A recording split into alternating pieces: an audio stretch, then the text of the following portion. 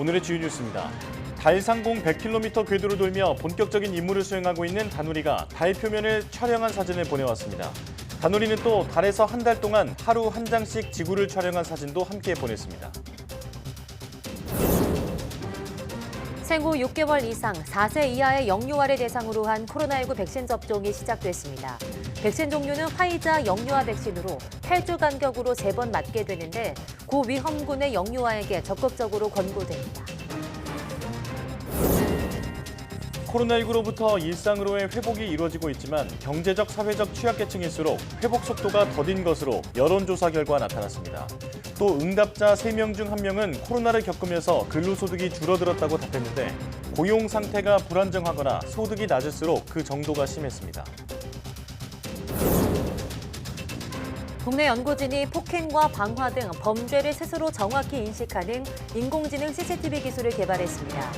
여러 형태 위험 상황을 종류별로 수천 건씩 딥러닝 방식으로 인공지능을 학습시킨 건데 취재 기자와 함께 자세히 이야기 나눠보겠습니다. 미국 항공우주국 나사가 리튬이온 배터리를 장착한 전기 비행기의 시험 비행을 올해 안으로 진행할 계획입니다. 앞서 민간 항공기업들이 수소 전기 비행기와 리튬 배터리 전기 비행기의 시험 비행에 성공하면서 전기 비행기 상용화에 성큼 다가섰다는 평가입니다.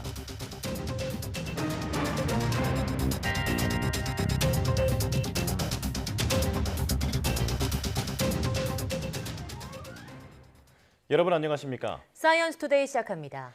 영유아를 대상으로 한 코로나19 백신 접종이 시작됐습니다. 접종 대상은 만 6개월에서 4세까지의 영유아들로 당일 접종은 시작됐고 사전 예약을 통한 접종은 오는 20일 시작됩니다.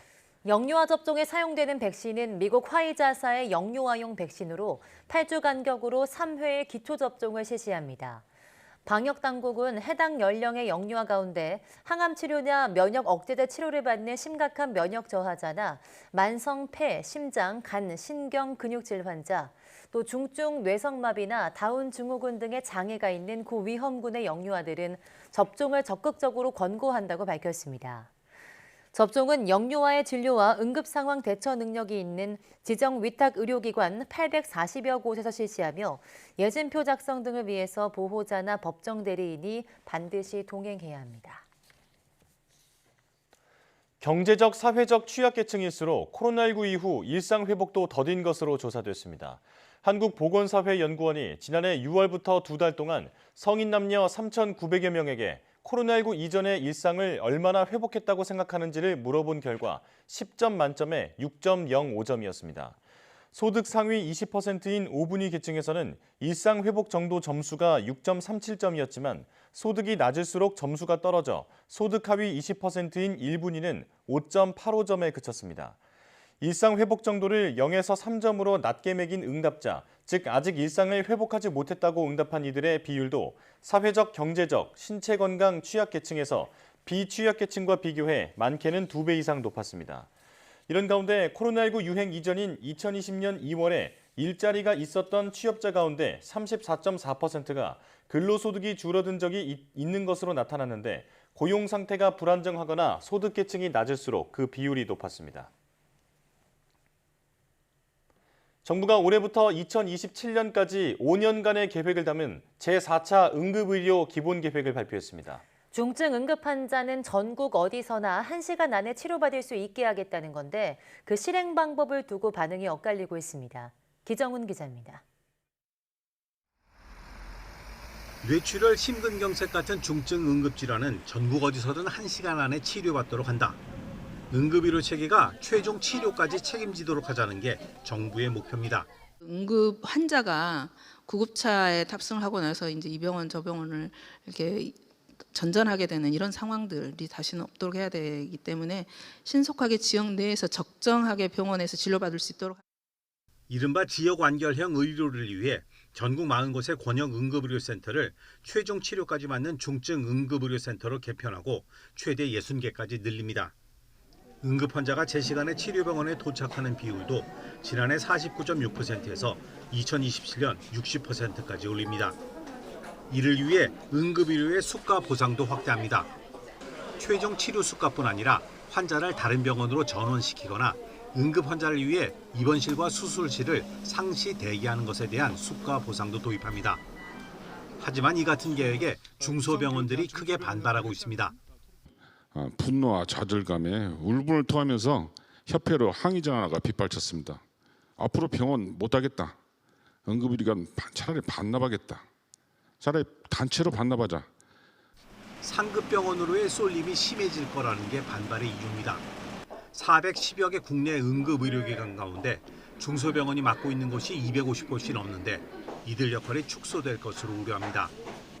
중소병원 대부분이 환자에게 외면받아 어려워지고 투자가 늦어지며 다시 외면받는 악순환이 반복될 것이라는 겁니다.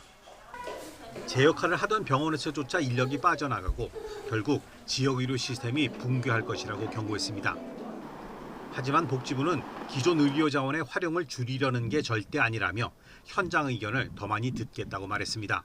1차의 응급의료, 좀 더 경증, 비응급 환자들에 대한 기능을 명확화한다는 게 핵심입니다. 그 지역 응급의료 기관의 개편 방향의 항은. 그렇기 때문에 자원 축소나 이런 관점이 아니라는 걸 다시 한번 말씀드리고 있고요. 이런 가운데 강원도 속초의료원이 최근 응급실을 일주일에 나흘만 운영하겠다고 공지했습니다. 이유는 의료진의 부족. 응급의료 체계를 살리기 위한 과감한 조치가 응급 상황으로 처리되어야 할 이유가 하나 더 추가됐습니다. YTN 기정훈입니다. 골다공증은 특별한 증상이 없어 뼈가 부러진 뒤에야 발견되는 경우가 많습니다. 폐경 이후 여성은 물론 남성도 50대부터는 골밀도 검사를 받고 예방에 힘써야 한다고 합니다. 김평정 기자입니다. 이 70대 여성은 지난해 11월 집 화장실에서 바닥에 미끄러져 넘어졌습니다. 급히 병원을 찾아 아래쪽 등뼈가 부러진 걸 확인했는데 동시에 골다공증 진단도 받았습니다. 화장실에서 나오자 하니까 못 나오겠더라고요. 움직이면 이 온디 다 부서지는 것 같아가지고 골다공증 4.7이라 하더라고요. 그 4.7은 뭐 어느 정도예요? 하니까 많이 안 좋다는 거예요.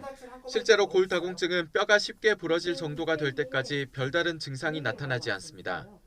지난 2021년에 113만 명이 골다공증 진단을 받았는데 4년 전보다 25% 가까이 증가했습니다. 50대 이상 여성의 비중이 92%에 이를 정도로 폐경 이후 여성에게 많이 발생하지만 젊거나 남성이어도 안심할 수는 없습니다. 골다공증 가족력이나 당뇨 같은 만성 질환이 있는 경우 또 스테로이드 등 약제의 장기 복용이나 과도한 음주 흡연을 했다면 검사받는 것이 좋습니다. 특히 골밀도 검사에서 골다공증 전 단계인 골감소증 진단이 나왔다면 골절 위험군이라고 인식하고 적극적으로 치료받아야 합니다. 50세 이상 그 골감소증 환자가 약 48% 정도로 되어 있어요. 상당히 높은 거죠. 골다공증, 골절 유병률을 비교해 봤을 때 한 1.7배 정도 높다고 되어 있거든요. 그러니까 골감소증도 좀 방심하지 말고. 골다공증 진단을 받았다면 골절 방지를 위해 먹는 약이나 주사 등으로 골밀도를 높이는 치료에 집중해야 합니다. 골다공증을 예방하려면 걷기와 계단 오르기 등 뼈에 체중이 실리는 운동을 하루 30분씩 일주일에 3번 이상 하는 것이 좋습니다. 뼈 조직은 노화로 점차 약해질 수밖에 없는 만큼 뼈가 가장 튼튼한 10대와 20대 때 충분한 운동으로 골밀도를 최대한 확보해 놔야 합니다. 나이가 들었더라도 한 살이라도 어릴 때 운동하는 것이 좋고 비타민 D와 칼슘이 풍부한 음식도 도움이 됩니다. YTN 김평정입니다. 튀르키예 지진 희생자가 급증하는 가운데 처음 발생한 강진에 버금가는 강도의 여진이 또다시 덮칠 수 있다는 미국 당국의 분석이 나왔습니다.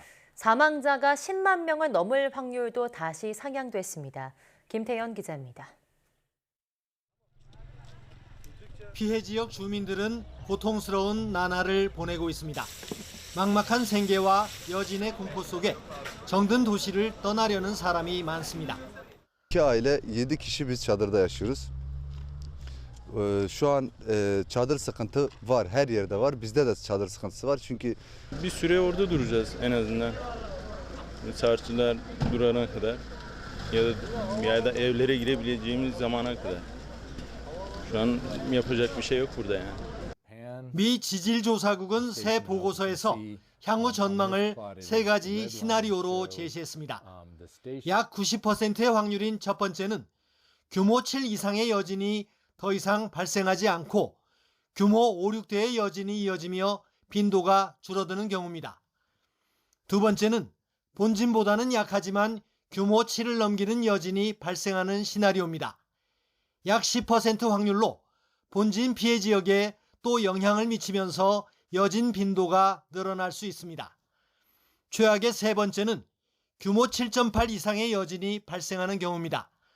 확률은 1% 정도지만 현재 피해 지역은 물론 인접 지역까지 추가 피해가 우려됩니다. 새 보고서에서 이번 강진 사망자가 10만 명 이상일 확률은 26%로 높아졌습니다. 지진 직후 0%였으나 닷새 동안 10, 14, 24, 26%로 계속 오르며 비관적으로 바뀌었습니다. 투르키의 경제적 손실 추정치도 GDP의 최대 6%에서 10%로 상향 조정됐습니다. 미 지질조사국은 큰 여진은 추가적인 건축물 피해를 일으킬 수 있다며 여진이 수개월 이상 지속될 수 있다고 경고했습니다. YTN 김태현입니다. 튀르키예 지진의 영향으로 3년 내 중국에서 규모 7 이상 강진이 발생할 수 있다는 관측이 제기됐습니다. 환구시보 등 중국 매체 보도에 따르면 중국 국가지진국은 12일 발표한 유라시대 지진대 지진 활동 증강과 중국 내 규모 7 이상 지진 발생의 관계 분석이라는 논문에서 이번 지진이 3년 내 중국의 규모 7에서 8의 강진을 유발할 수 있다고 밝혔습니다. 이 논문은 유라시아 지역의 연간 지진 방출 에너지 비율이 50%를 넘고 규모 8 이상의 지진을 동반할 경우 향후 3년 내 중국에서 규모 7에서 8의 강진이 여러 차례 발생할 수 있다며 이같이 주장했습니다. 이어 이런 결과가 틀릴 가능성은 10%라며 정확할 가능성이 90%라고 강조했습니다.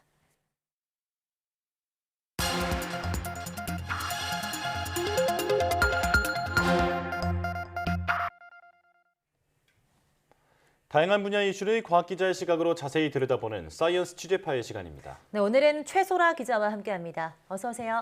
안녕하세요. 네, 어떤 이야기 나눠볼까요? 네, 우리 주변에는 수많은 방범용 CCTV가 있고 또 이 화면을 실시간으로 모니터링하는 직원들도 있습니다. 네. 그런데도 사람이 많이 몰려서 발생하는 그런 사고라든가 갑자기 발생하는 범죄 등을 신속하게 포착하고 방지하는 것은 그리 쉽지는 않습니다. 국내 연구진이 위험한 상황을 정확하게 감지해서 신속하게 알리는 지능형 CCTV 기술을 개발했습니다. 네. 예. CCTV가 찍는 것뿐 아니라 스스로 판단해서 알리기까지 한다고 하니까 꼭 필요한 기술이라는 생각이 드는데요. 사실 CCTV가 있는 곳이라도 그 화면은 나오더라도 나중에 조치는 이제 뒤늦게 이루어지는 경우가 많잖아요. 네, 그렇습니다. 한 예시로 지난 2020년에 서울역 인근에서 대낮에 한 남성이 여성을 폭행을 하는 이른바 서울역 묻지마 폭행이 있었습니다. 이 여성은 얼굴 수술을 받아야 할 정도로 심하게 다쳤는데요. 네. 이 해당 범행이 이루어진 거는 CCTV 사각지대였지만 범행에 앞서서 남성이 여러 행인을 세게 치고 지나가는 것으로 드러났습니다. 이런 전조 증상은 수차례 CCTV에 포착됐는데요. 뒤이어서 일어난 사고에 빠르게 대응할 수 없었고 또 사건 일주일이 지나고 나서야 범인을 잡게 돼서 이때 CCTV 무용론까지 나왔었습니다. 네. 또 지난 이태원 참사 때는 당일 이른 저녁부터 일대 대규모 인파가 몰린 정황이 이 CCTV에 포착이 됐는데도 네. 이 정작 통제 등이 제대로 이루어지지 않았다는 지적이 나왔습니다. 이처럼 곳곳에 CCTV가 설치돼 있고 관제실에서 직원이 실시간으로 보고 있다고 하더라도 이 위험한 상황이 적절한 대응으로 이어지는 것은 현실적으로는 어렵습니다. 예. 그 이후로 여러 가지 이유가 있겠지만요. 이 CCTV 관제 인력 문제가 꾸준히 지적돼 왔습니다. 지난해 조사 결과에 따르면 서울시 직원 1명이 관제하는 CCTV 대수가 평균 958대였습니다. 예. 이 가운데서도 1인당 관제 수량이 가장 많은 곳이 중랑구였는데요. 직원 1명이 CCTV 1,900대 이상을 관제하는 것으로 나타났습니다. 네, 그러니까 이 한 명의 관제 수량이 1,000대에서 2,000대까지라는 건데요. 과연 이게 관리가 제대로 이루어질 수 있는지가 의문인데요. 이런 이유 때문에 지능형 CCTV 기술이 주목을 받고 있다고요? 네, 그렇습니다. 이 CCTV 관제 시스템에 대한 지적이 나오면서 정부는 2027년까지 모든 공공 CCTV를 지능형 CCTV로 전환하겠다고 발표했습니다. 네. 이 과학계와 산업계에서도 CCTV에 인공지능을 적용하려는 시도가 이어지고 있는데요. 이 정확도를 높이는 것이 관건으로 꼽힙니다. 이런 가운데 국내 연구진이 지능형 CCTV 기술을 개발해서 세계적인 수준의 정확도를 인정받고 또 상용화 가능성까지 보여줬습니다. 예. 이 딥러닝 기술을 활용해서 침입이나 폭행, 방화, 인구 과밀 등 이 모두 7가지 위험한 상황을 감지하는 CCTV 기술인데요. 네. 먼저 화면을 함께 보시겠습니다. 이 위험한 기차역에 사람이 들어가자 곧바로 화면 속에 이 연두색 네모가 나타나고요. 사람을 추적하고 또 침입이라는 단어가 뜹니다. 이 우비를 입고 있거나 또 우산을 쓴 사람도 정확하게 추적할 수 있는 것을 볼 수 있는데요. 일정 시간 이상 같은 공간에서 배회하는 사람을 지속해서 추적해서 배회하고 있다고도 알려줍니다. 이렇게 사람을 실시간으로 추적을 할 수 있다 보니까 이 한 공간에 사람이 얼마나 머물고 있는지도 그리고 또 얼마나 몰리는지도 정확히 셀 수 있습니다. 네. 그래서 사고 위험이 어느 정도인지도 파악을 할 수 있습니다. 네. 이 밖에도 사람 추적을 넘어서 이 사람의 행동을 인식하는 기술도 적용이 됐습니다. 네. CCTV 속의 남성이 다른 남성을 세게 치자 거의 동시에 싸움이라는 단어가 뜨면서 이 연두색 네모가 빨간색으로 변하는데요. 예. 이 부딪힌 남성이 맞대응하면서 이 역시 연두색 네모가 빨간색으로 변하고 또 싸우고 있다는 사실을 직관적으로 볼 수 있도록 화면이 나타납니다. 이 병원에서 사람이 쓰러지는 경우에도 이 실신했다, 쓰러졌다 이런 단어가 뜨고요. 또 이건 역시 사람을 추적하는 걸 넘어서 행동 인식 기술까지 들어간 덕분입니다. 이 사람뿐 아니라 물체까지 인식할 수 있도록 하는데요. 이 사람이 가방이나 기름통을 들고 와서 특정 장소에 놓고 갔다면 이런 행동을 유기로 인식을 하고 알려줍니다. 이 혹시 모를 테러 위험을 미리 감지할 수 있게 하는 겁니다. 이 사람을 추적하는 기술은 그동안 많이 봤는데 이 행동까지 추적하고 또 정확하게 인식할 수 있다는 점이 가장 주목할 만한 점인 것 같네요. 네, 그렇습니다. 연구진은 특히 방화 인식 기술이 주목할 만하다고 말했는데요. 네. 이 사람이 허리를 굽혀서 토치로 불을 붙이는 자세 등 이런 사람의 자세를 학습했기 때문에 불이 크게 번져서 탐지되기가 전이라도 미리 위험을 조기에 알 수 있다는 겁니다. 연구진께 직접 들어보시겠습니다. 예를 들면 1초 전에 사람이 있던 위치랑 현재 있던 위치랑 다르잖아요. 그 사람이 같은 사람인지를 판단을 하고 그 이미지를 연속적으로 이어서 이어진 모델, 행동인식 모델로 처리를 하게 되면 현재 그 시간대에 어떤 행동을 하고 있는지를 알게 되잖아요. 그걸 가지고 저희는 판단을 하는 거죠. 그래서 그런 빨간색이나 파란색 그리고 또 연기 어떤 그 물체가 탈 때 나오는 연기 이런 거를 직접적으로 이미지들을 많이 수집을 해서 학습을 했었어요. 네. 근데 지금 근데 그런 경우에는 실제로 사실 CCTV 환경에서 불이 이제 카메라로 확인될 그런 이미지를 학습해서 탐지가 될 정도로 불이 나려면은 엄청 크게 나야 된단 말이에요. 근데 그거를 이제 그걸 이용해서 인식을 하는 게 아니라 저희는 이제 사람이 어떤 행동을 하고 있는 거를 이제 인식을 할 수 있게끔 개발을 한 건데. 네. 이번 기술이 또 정확도가 세계적 수준으로 높였다고 들었는데요. 어느 정도로 높였을까요? 네, 이번 기술은 국제적인 기준으로 통용이 되는 싱가포르 난양공대의 기준 성능 평가에서 행동 인식률 94.66%를 기록했습니다. 현재까지 학술적으로 발표된 수치 가운데서는 가장 높은 수치 가운데 하나입니다. 네. 국내 연구팀은 또 이 국내 지능형 CCTV 인증기관 평가를 통해서 상용화가 가능한 수준이라는 결과를 얻었는데요. 함께 들어보시겠습니다. 한국인터넷진흥원이라는 CCTV 행동인식 성능을 공인 인증 성능 평가해주는 기관이 있거든요. 네. 이 기관에서는 아까 말씀드린 그 7가지 행동에 대해서 90% 이상의 상용화 성능이 확보될 경우에 공인 인증서를 발급해 줍니다. 저희 같은 경우에 국내 유일 7개 행동 모두에 대해서 인증서를 발급받았고요. 따라서 상용화 가능한 기술이다라고 말씀드릴 수 있을 것 같습니다. 네, 사실 이런 기술이 있었다면 이태원 참사를 예방할 수 있지 않았을까라는 자꾸 아쉬움이 드는데요. 이렇게 정확도가 높은 만큼 얼른 상용화가 됐으면 좋겠는데 현재 어떤 단계입니까? 네, 현재는 이 기술이 실험실에 머물고 있는 단계지만요. 연구팀은 앞으로 이 기술이 현장에 적용됐을 때도 동일한 수준의 성과를 낼 수 있도록 최적화 작업 등을 통해서 이 추가 연구를 진행할 것이라고 밝혔습니다. 네. 또 과학기술연합대학원 대학교 학생들이 애트리 박사의 지도를 받아서 낸 성과인 만큼 이제 국내 기업으로 기술 이전 등을 통해서 상용화를 기대해 볼 수 있겠습니다. 연구팀은 이번 기술을 CCTV에 바로 적용해서 스마트 카메라로 제작하는 방법도 있고 네. 또 기존 CCTV가 촬영한 영상들을 서버에 모은 뒤에 서버에서 인공지능이 작동하도록 하는 방법도 있다고 설명했습니다. 또 이번 기술은 이 관제 인력을 대체한다기보다도 인공지능이 1차로 이상 상황을 스크리닝하고 또 이상 상황으로 판단된 장면에 대해서만 사람이 확인하는 방식으로 업무 효율을 크게 높일 수 있다고 설명했습니다. 네. 네, CCTV가 등장하면서 범죄 사고가 줄어들었다고 하지만 그 빈틈이 여전히 있었는데요. 그 빈틈을 이번 인공지능 CCTV가 채워주길 바라겠습니다. 최소라 기자와 함께했습니다. 고맙습니다. 감사합니다.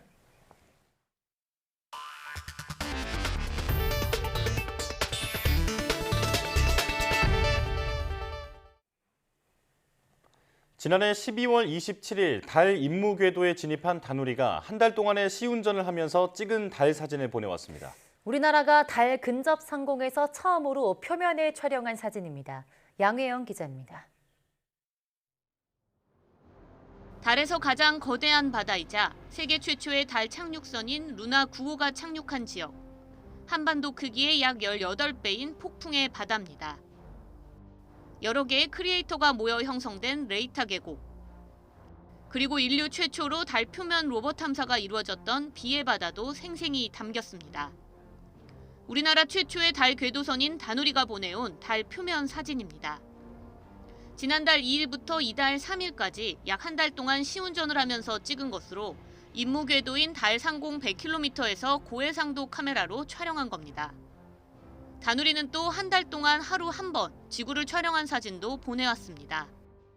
다누리가 임무를 수행하는 100km 고도에서 저희가 원하는 촬영 지역을 미리 계산해서 수직으로 찍으면서 과학적 데이터를 확보할 수 있는 그런 영상이라.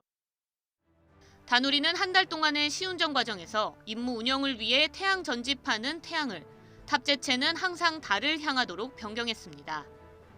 본체와 탑재체의 성능 점검을 통해 안전성은 물론 데이터 전송이 양호한 것도 확인했습니다.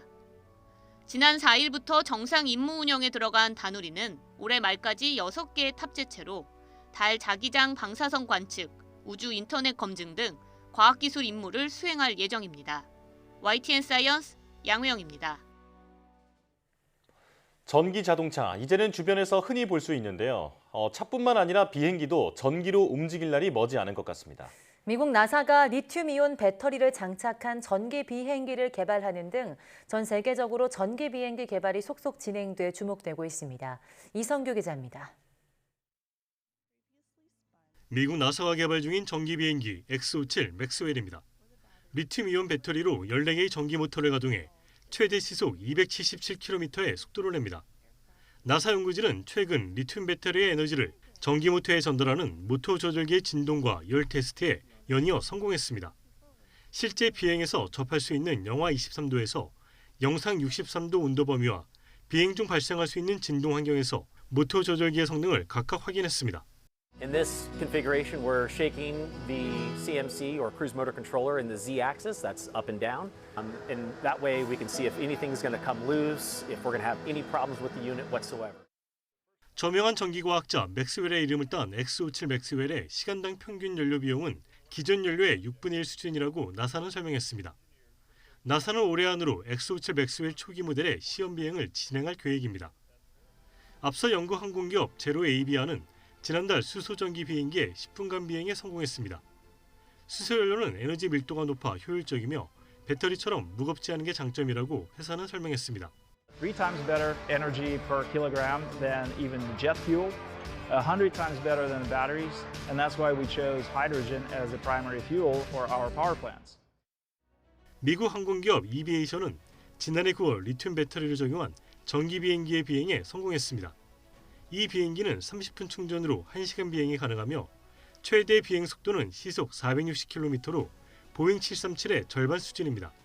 The flight lasted for 8 minutes. We flew 3,500 feet in altitude, and we were able to complete our test plan exactly as we intended to.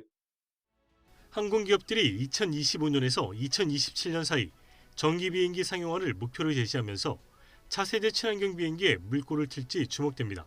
YTN 사이언스 이성규입니다. 정부가 기존 원전보다 1000배 안전하고 석탄 화력 발전도 대체할 수 있는 ISMR, 즉 혁신형 소형 모듈 원자로 개발에 시동을 걸었습니다. 싸고 안정적인 수소 생산도 가능해 여야가 모처럼 함께 SMR의 안전성을 강조하며 지원하기로 했습니다. 이순윤 기자입니다. 기존 원전보다 1000배 정도 안전한 ISMR, 즉 혁신형 소형 모듈 원자로 사업에 시동이 걸렸습니다. 정부는 SMR 등 에너지 기술 개발 예산으로 올해 1조 2천여억 원을 투입하기로 했습니다. SMR은 사고가 나도 주민 대피가 필요 없을 정도로 안전성이 강화돼 도심에 설치할 수 있는 게 강점입니다. 그간 연구됐던 많은 안전성 향상 기술들이 접목이 된 것이고, 중대 사고가 날 확률로 말씀을 드리면 10억 년에 한 번 날 수 있다는 것이고, 170메가와트 일렉트릭 규모의 전기 출력에 크기는 기존 원전의 100분의 1 이하로 건설 기간과 비용이 적어 석탄 화력 발전소를 대체할 수 있습니다. 2022년에는 미국 IRA 법으로 화력 발전 교체용 원전 건설에 대한 획기적 지원도 강화하고 있습니다. 싸게 안정적으로 수소 생산이 가능한 것도 장점. 수소와 함께 원전, 특히 SMR 기술 개발에 아주 박차를 가게 되겠다는 생각을 하고 있습니다. 여야도 모처럼 한 목소리로 SMR의 안전성을 담보하며 오는 2030년 수출 시장 진출을 돕기로 했습니다. 원전이 위험하기 때문에 필요 없어 라고 할 게 아니고 원전의 위험 요소를 줄여가면서 국민의 수용성도 높일 수 있지 않을까 싶습니다. 스마트 원전을 전신이라고 볼 수 있습니다만 그 개발 노하우도 갖고 있고, 또 이것이 한다고 하면은 나름대로 플랜 팍팍하지만은 충분히 그는 달성이 가능하다 저는 생각을 하고 있습니다. 전 세계에서 80여 종이 개발 중이나 앞서 2012년 우리나라는 세계 최초로 원천 기술을 확보한 상태. 2030년대 이후 연간 100조 원 이상으로 커질 석탄 발전 대체 시장을 선점하려는 총성 없는 전쟁은 이미 시작됐습니다. YTN 이승윤입니다. 친환경 에너지에 대한 관심이 높아지면서 풍력 등 친환경 발전 시설이 곳곳에 설치되고 있습니다. 올림픽이 열렸던 강원도 평창에도 풍력 발전기 설치가 추진되고 있는데요. 주민들은 강력하게 반발하고 있습니다. 홍성욱 기자가 취재했습니다. 대표적인 친환경 에너지 가운데 하나인 풍력 발전입니다. 최근 강원도의 한 작은 산골 마을이 이 풍력 발전기 설치를 놓고 잡음이 끊이지 않고 있습니다. 주민들은 왜 풍력 발전 설치를 반대하는 걸까요? 강원도 평창 산골 마을. 지난 2016년 귀촌한 홍한수 씨 부부는 요즘 밤잠을 설칩니다. 은퇴 후 노후를 보내기 위해 마련한 전원주택 인근에 대규모 풍력발전 단지가 들어선다는 소식 때문입니다. 마을과 1km도 떨어지지 않은 산 능선에 높이 100m가 넘는 풍력발전기 8기가 들어설 예정입니다. 은퇴 후에 이 산골에 와서 뭔가 좀 여유로운 삶을 같이 살아보겠다고 이렇게 들어왔는데, 이렇게 되면 저희는 도저히 이곳에서 생활이 불가능하다고 생각됩니다. 풍력발전기에서 나오는 저주파 소음이 가장 큰 걱정인데 주민들이 반발하는 이유는 또 있습니다. 해당 마을은 지난 2016년 강원도와 평창군이 은퇴자들의 귀촌을 유도하기 위해 조성한 이른바 시니어 낙원. 도로와 상하수도 등 기반 시설까지 지원하며 와서 살라고 할 때는 언제고, 이제와 주민들 의사는 묻지 않고 풍력발전기 설치를 추진하느냐는 겁니다. 저희들에게 전혀 아무런 고지도 없이 이런 것들이 사전에 진행됐다는 것에 대해서 저희는 도저히 인정할 수가 없습니다. 또 다른 주민은 환경 훼손과 산사태를 걱정합니다. 거대한 발전기를 설치하기 위해 나무를 자르고 숲에 길을 내야 하는데 마을은 과거 수해와 산사태로 쑥대밭이 된 경험이 있습니다. 2006년도 산사태 주된 원인은 거의 80, 90%는 인재라고 보면 되죠. 사람이 건드렸던데. 그러니까 자연적으로 했던 자연이 아주 보존된 지역은 산사태가 거의 안 났어요. 하지만 풍력발전단지 사업은 이미 산자부와 환경청 승인을 받았고 자치단체와 국유림관리소에 허가만 남겨놓은 상황. 저희한테 개발행위 허가를 받는 거고, 지금 아시겠지만 이제 환경이라든가 경관, 소음 이런 건 전부 환경영향평가에서 다루거든요. 협의가 벌써 완료가 됐어요. 예, 작년에 7월달에. 은퇴자들의 낙원을 만들겠다며 자치단체가 나서서 조성한 마을.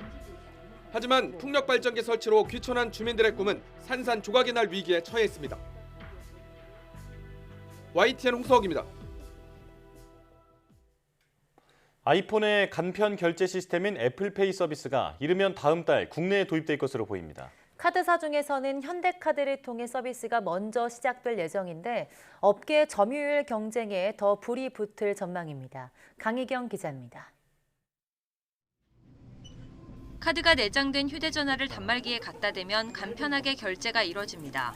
지난 2015년 도입된 삼성전자의 간편 결제 서비스 삼성페이 기능입니다. 거의 90%, 95% 삼성페이로 쓰는 것 같아요. 지갑을 집에 두고 다니던가 아니면 차에 놓고 다니던가. 삼성 갤럭시 폰 이용자들만 사용할 수 있었는데 앞으로는 아이폰 이용자도 간편 결제가 가능해질 전망입니다. 금융당국이 법률 검토를 거쳐 애플페이 도입을 허용하기로 한 겁니다. 애플도 국내 출시 계획을 공식화했습니다. 이르면 다음 달 초쯤 국내 서비스 개시가 유력합니다. 다만 애플페이는 삼성페이와 달리 근거리 무선통신, NFC 단말기가 있는 곳에서만 사용할 수 있습니다. NFC 단말기는 편의점이나 스타벅스 같은 대형 프랜차이즈에 주로 설치되어 있는데 보급률은 10% 안팎으로 저조한 편입니다. 국내 카드사 가운데는 현대카드가 유일하게 애플페이를 우선 도입할 예정입니다. 금융위 법률 검토 과정에서 배타적 사용권은 유지하지 못하게 됐지만 후발주자들이 서비스를 준비하는 데 시간이 걸리는 만큼 선점 효과를 누릴 것으로 보입니다. 카드업계 점유율 경쟁도 다시 불붙을 전망입니다. 업계 3위인 현대카드는 애플페이 상륙을 자축하며 최근 사옥에서 사과 잔치를 벌이기도 했습니다. 저희도 삼성페이 쓰는 거 좀 부러웠었는데 애플페이가 그렇게 많이 상용화된다면 저는 카드 발급 받아가지고 쓸 것 같아요. 삼성전자 갤럭시 시리즈가 아이폰의 국내 점유율을 내주게 될지도 관심입니다. 아이폰에 불편한 점이 있었는데 페이가 도입된다고 해서 제가 지금 사용하고 있는 아이폰을 조금 더 오래 쓸 수 있을 것 같아서 좋았습니다. 관건은 NFC 단말기 보급 속도입니다. 그 애플페이가 초기 흥행을 이어 나간다면 조금 부담이 된다 하더라도 NFC 단말기 보급에는 큰 영향이 없지 않을까 생각이 돼서 또 서비스가 시작되더라도 교통카드 이용은 당장 어려운 데다 애플이 카드사에 수수료를 요구한다는 점도 부담이어서 애플페이가 실제 얼마나 영향력이 있을진 지켜봐야 한다는 목소리가 나옵니다. YTN 강희경입니다.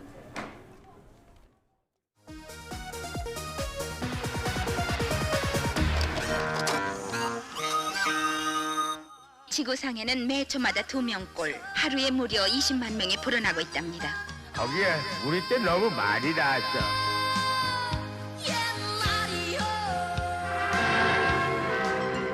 가족 계획은 신혼 초부터 시작하세요. 딸아들 구별 말고 둘만 낳아 잘 기릅시다. 덮어놓고 낳다보면 거짓골을 못 면한다. 우리나라 인구는 어느 나라보다도 앞서서 거의 폭발적인 것입니다. 교육 문제도 심각해집니다. 20평 교실에 70여 명의 국민 학생, 이부제 수업을 면치 못하는 학교가 상당수 이릅니다. 가족 계획 실천하고 계십니까? 네, 전 하나입니다. 이 하나인데 더 바라지 않고 잘 키울 생각입니다. 인구 문제의 해결 방법은 오직 가족 계획뿐입니다. 가족 계획은 개인의 행복과 복지사회 건설의 선결 요건입니다. 많게는 20-30명의 정관 수술 희망자가 매일 꾸준히 찾고 있습니다. 정력이 떨어진다 이런 소리 많이 하는데 저는 사실 그건 믿지는 않았거든요. 가장 성공적인 정책이라는 평을 받는 우리의 이런 가족 계획이 개발도상국에 수출되고 있습니다. 국가 경제 발전까지 위협할 수준이라는 심각한 저출산 추세에 대해 언제 어디서 태어날지 모르는 주문동의 탄생 장면을 담기 위해서 각 병원 분만실의 모습은 서울 광화문에 마련된 38개의 모니터로 전해집니다.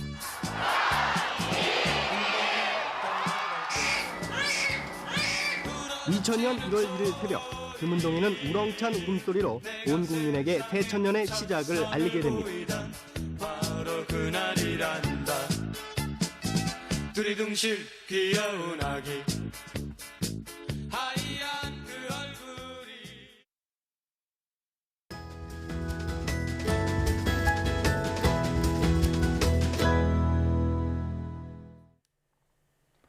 지난 4일은 국제암예방연합이 제정한 암의 날이었는데요. 오늘 내몬 보고서에서는 세부 종류가 100여 가지나 되는 혈액암에 대해 알아보겠습니다. 네, 혈액암은 피를 타고 전파돼 일단 발병하면 쉽게 퍼질 수 있지만 적극적인 치료로 완치되는 경우도 많다고 하는데요.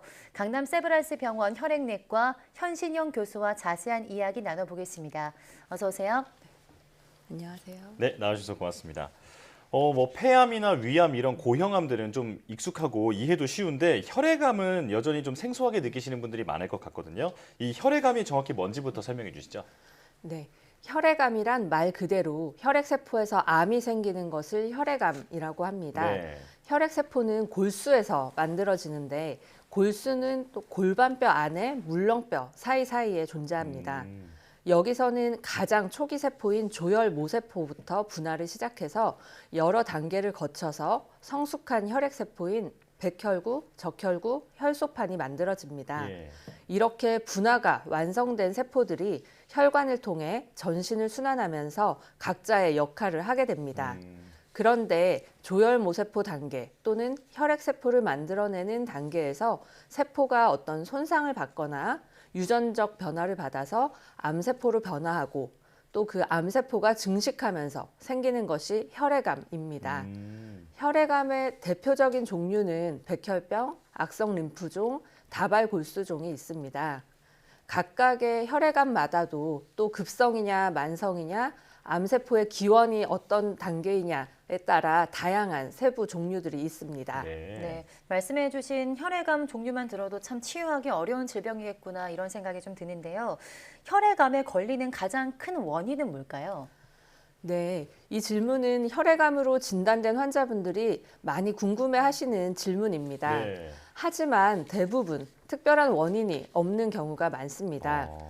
굳이 원인을 꼽자면 백혈병의 경우에는 기존의 골수 증식 질환, 골수 형성 이상 증후군, 재생 불량 빈혈 등 다른 혈액 질환이 있는 경우, 그리고 다른 암으로 항암요법이나 방사선요법을 받은 경우 등에서 발생이 증가할 수 있습니다. 네. 림프종의 경우는 고농도의 방사능에 노출된 경우 또는 선천적, 후천적인 면역 결핍 환자, 그리고 장기 이식 후 면역 억제 치료를 받는 환자에서 빈도가 증가하는 것으로 알려져 있습니다.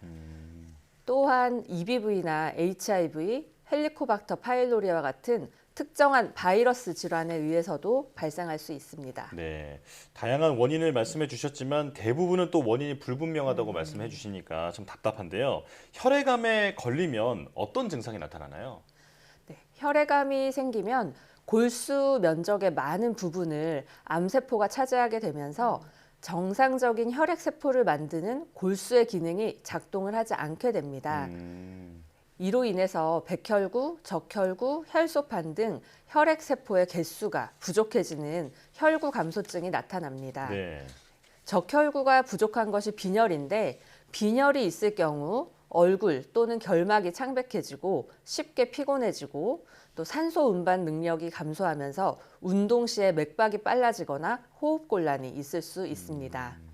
그리고 면역을 담당하는 백혈구가 부족해지는 경우 면역력이 저하되면서 발열 및 감염이 반복적으로 발생합니다.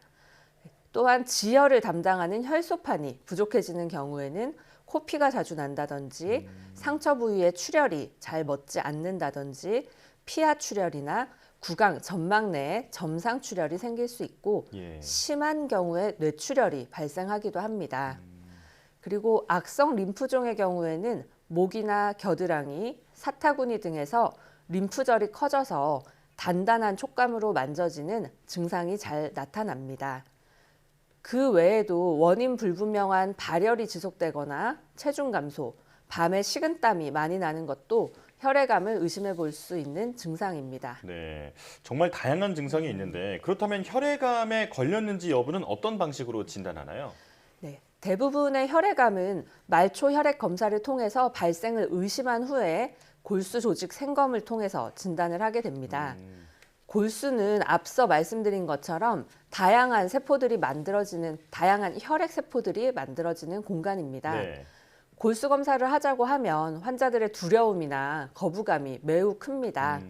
그런데 골수 검사는 통증이 수반되기는 하지만 치명적인 합병률이 발생할 확률은 매우 낮은 검사입니다. 골수 검사는 골반뼈 안에 있는 골수액을 바늘로 흡인해서 채취하는 검사로 골반뼈 뒤쪽 가장자리를 부분 마취 후에 굵은 바늘로 찔러서 시행하게 됩니다. 예.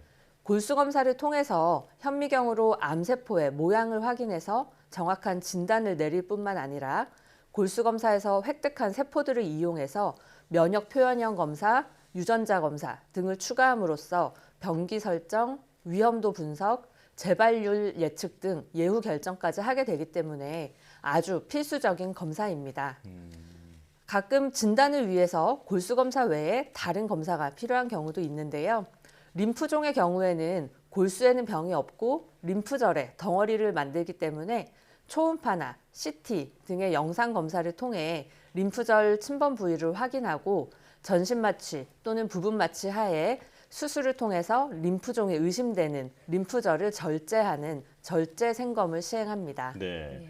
그런데 교수님께서 아까 조금 전에 그 증상에 대해서 설명해 주실 때 워낙 다양하기 때문에 좀 주의 깊게 관찰하면 스스로도 알 수 있을 것 같거든요. 혹시 자가 진단하는 방법도 있을까요? 안타깝지만 자가 진단 방법으로 효과적인 것은 없습니다.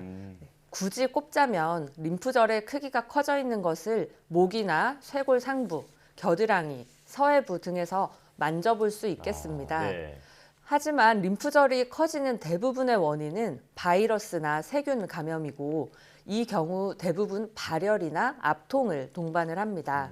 이와 다르게 2cm 이상의 크기이면서 통증을 동반하지 않은 림프절 비대, 촉진 시 고무처럼 단단한 감촉이 있는 경우 암으로 인한 림프절 비대를 의심할 수 있습니다. 네. 지금까지 이제 혈액암 진단에 대해서 이야기 나눠봤는데요. 그렇다면 만약에 혈액암이 걸렸다면 치료는 어떤 방식으로 진행될까요? 네, 혈액암의 경우에는 1기라 하더라도 골수에서 발생해서 혈액을 타고 돌아다니는 암의 특성상 수술이나 방사선 같은 국소적인 치료보다는 전신적인 치료인 항암화학요법이 기본적인 치료 방법입니다. 세부 종류나 기수에 따라 다르지만 혈액암은 대체로 항암제에 잘 반응을 하는 편이어서 항암제 치료만으로도 완치를 기대할 수 있습니다. 네. 다만 질환의 진행을 막기 위한 것이 아니라 완전히 암세포를 다 없애는 관해 상태를 만드는 것이 치료 목표이기 때문에 다른 암의 치료에 비해서는 항암제의 강도가 높고 독성도 더 많이 발생한다고 할 수 있습니다. 일반적인 항암제 외에도 표적 치료제를 추가해서 치료하기도 하고 특정 질환에서는 조혈모세포 이식을 통해 재발률을 낮추는 치료를 하기도 합니다. 네. 자, 그렇다면 궁금한 게 이 다른 암과 비교했을 때 혈액암은 완치율이 높은 편인가요? 완치율은 혈액암의 종류마다 다르기는 합니다. 혈액암의 완치율이 다른 암에 비해서 높다고 말하기는 어렵지만 기수가 3기나 4기에 해당하는 경우에도 고강도 항암 치료, 조혈모세포 이식 등을 통해 완치를 목표로 치료를 하고 또 이 중에서도 완치 비율이 상당히 높다는 점에서는 완치율이 높다고 말할 수 있을 것 같습니다. 네. 혈액암의 완치율은 5년 생존율로 보았을 때 50% 정도로 볼 수 있겠고요. 공격성이 낮은 혈액암이거나 기수가 낮은 혈액암들은 80% 이상의 완치율을 보이기도 합니다. 네. 또 아무래도 혈액암 가운데 가장 많이 알려진 암이 백혈병이지 않나 싶은데요. 이 백혈병이 어느 정도로 위험한 병이며 또 치료가 굉장히 어려운 병일까요? 네, 혈액암의 대표적인 종류 중 한 가지가 백혈병입니다. 네. 골수에서 성숙한 백혈구가 되어야 되는 세포들 중에 일부가 암세포로 변해서 발생을 하게 됩니다. 급성 골수성 백혈병 그리고 급성 림프구성 백혈병은 주로 전신 쇠약, 발열, 출혈 등의 증상과 함께 혈액 속의 백혈구 수치가 정상보다 몇 배 이상 높아지면서 진단이 되는 경우가 대부분입니다. 2, 3개월 이내에 급속도로 발병하는 경우가 많고 초기에 감염이나 출혈 등의 합병증도 많기 때문에 치료를 하지 않을 경우 수개월 내에 사망에 이를 수 있는 질환입니다. 하지만 치료법의 발달로 인해서 전체적으로 5년 생존율이 50% 이상 되고 또 완치가 되는 경우도 상당히 많아서 완치를 목표로 치료를 하는 병입니다. 네. 만성 백혈병도 있는데요. 만성 백혈병은 급성과는 임상 양상이나 치료가 많이 다른데 한 예로 만성 골수성 백혈병의 경우에는 경구 표적 치료제를 복용하면서 장기적으로 생존 가능한 병입니다. 네, 지금 이 순간에도 혈액암과 싸우고 계신 환자분들도 계실 테고 보호자분들도 계실 텐데요. 많은 분들에게 완치라는 희망의 소식이 들려오면 좋겠습니다. 강남 세브란스병원 현신용 교수와 함께했습니다. 고맙습니다. 고맙습니다.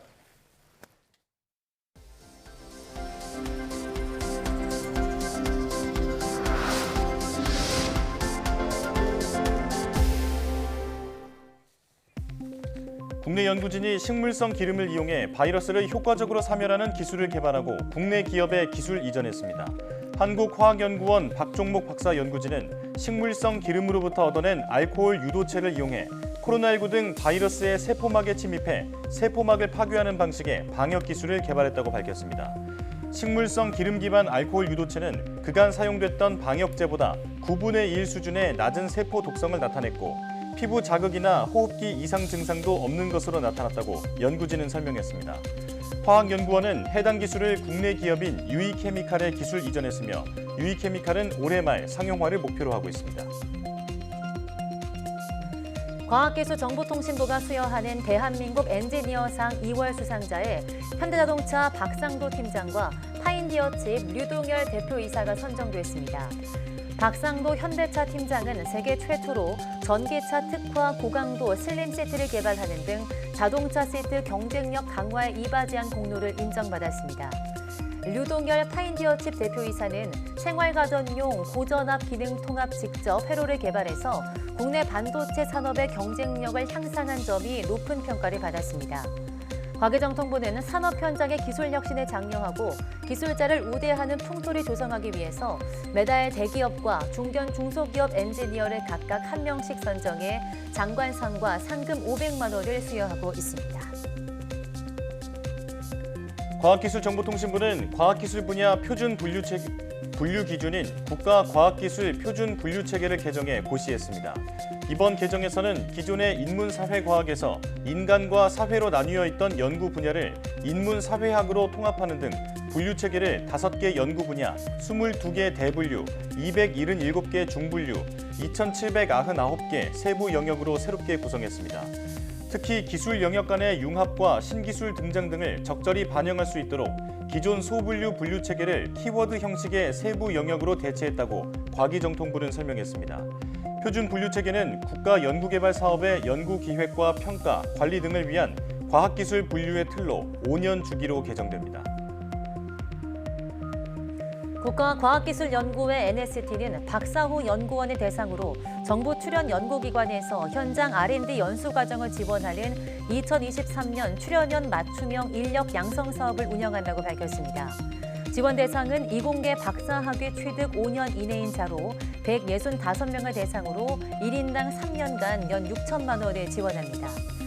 박사 후 연구원 채용은 각 출연연별 모집 일정에 따라 진행되며 참여 희망자는 출연연 홈페이지나 온라인 채용 포털을 통해 자세한 내용을 확인할 수 있습니다.